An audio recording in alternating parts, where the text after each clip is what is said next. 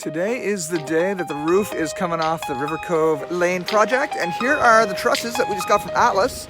Check them out. It's gonna be cathedral ceilings. Very excited to see how this turns out in our new house. In this episode of Ragged Life, we raise the roof to put new trusses on and are met with a nasty surprise.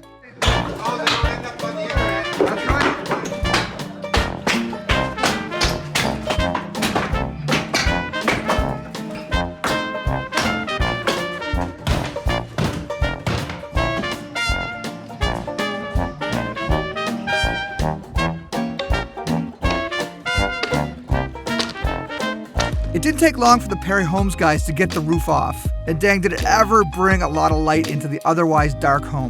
It's snowing in my living room. Yeah, this is awesome. I've actually never had this happen before. Having snow, beautiful, beautiful white snow. Look over here. It's nice and dry. No snow. Over here, lots of snow. Snow. I thought it'd be fun to invite a few of our friends and their kids over to see the before state of our house. You know, before we get a roof. Let's just say they thought our project was interesting. One good thing about having kids over when there's no roof in the winter is that they can stay inside and still play in the snow. This is what they call indoor-outdoor living? Yeah. So I've got this idea. It's really avant-garde, but I'm thinking we're gonna roof this. I don't know. I'm thinking something with solidity. You know? But Monica, that might be a little expensive.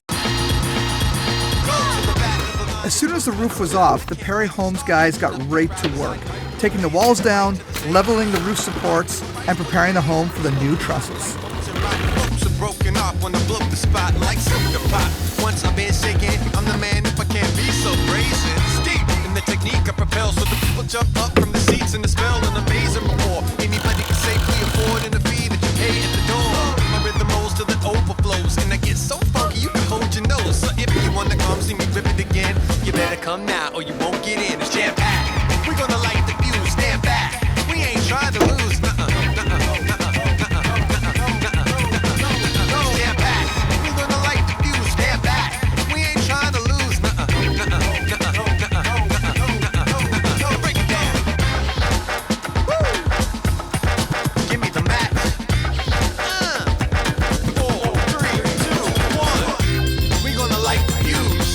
The guys did a great job putting the new trusses on.